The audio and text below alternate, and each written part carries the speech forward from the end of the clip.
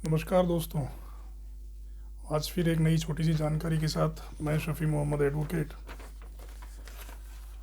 आज ये जानने की कोशिश करेंगे कि ई वे बिल जीएसटी एक्ट के अंतर्गत किसे किसे जारी करना आवश्यक होता है। तो सबसे पहले तो ये समझें कि ई वे बिल है क्या। ई वे बिल एक ऐसा डॉक्यूमेंट है जो कि किसी भी माल की सप्लाई के समय उस माल के ट्रांजिशन पीरियड में उस माल के साथ होना आवश्यक है। जैसे माल के भेजने के लिए माल का बिल, जिसे इनवॉइस भी कहते हैं, ट्रांसपोर्ट की बिल्टी साथ होनी आवश्यक होती है, उसी प्रकार से एक ई वे बिल भी एक डॉक्यूमेंट गवर्नमेंट ने प्रेस्क्राइब किया है, वो भी माल के साथ होना आवश्यक है। अब प्रश्न ये आता है कि किन लोगों को ई वे बिल इशू करना ज़रूरी है, किस माल के साथ ई वे बिल होना ज़रूरी है। तो उसके लिए सबसे पहले अपन देखेंगे रूल इसका 138 ये कहता है कि ई वे बिल के प्रोविज़न 138 में दिए गए हैं। तो ई वे बिल किन लोगों को किस समय जारी करना ज़रूरी है। अगर आप किसी भी माल की सप्लाई करते हैं, जैसे सेल के लिए या जॉब वर्क के लिए, अगर किसी माल को आप भेज रहे हैं या किसी अन्य पर्पज़ के लिए आप अपने माल को एक जगह से दूसरी जगह अगर मूवमेंट कर रहे हैं, तो उस स्थिति में आपको ई वे बिल जारी करना आवश्यक है।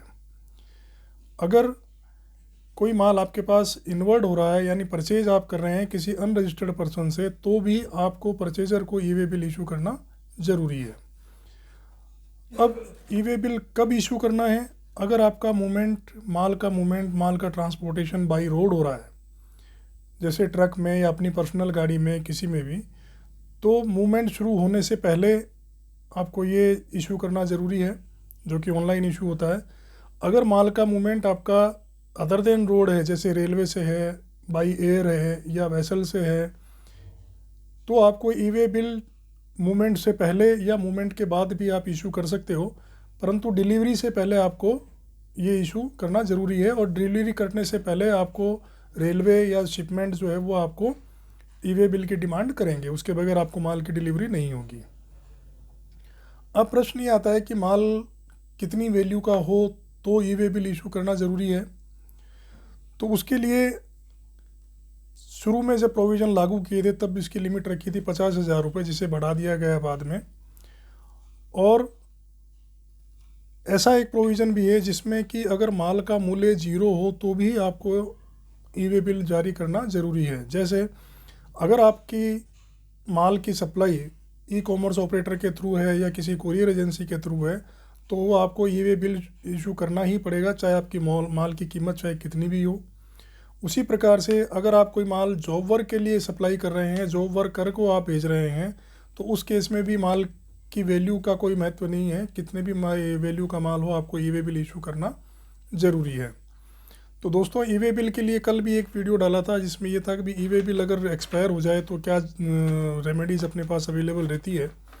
तो प्लीज़ उसको भी देखिएगा।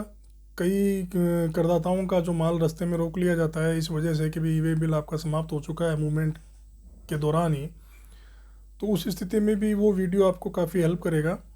और ये जो छोटी सी जानकारी ई वे बिल किसे इशू करना है, ये बहुत ही एक इंट्रोडक्टिव इन्फॉर्मेशन है कि ई वे बिल की आवश्यकता कब रहती है और किसे रहती है। आशा है ये छोटा सा एक जानकारीवर्धक वीडियो आपको अच्छा लगा होगा। अगर वीडियो अच्छा लगे तो मेरे चैनल को सब्सक्राइब कीजिए, मेरे इस वीडियो को लाइक कीजिए। धन्यवाद।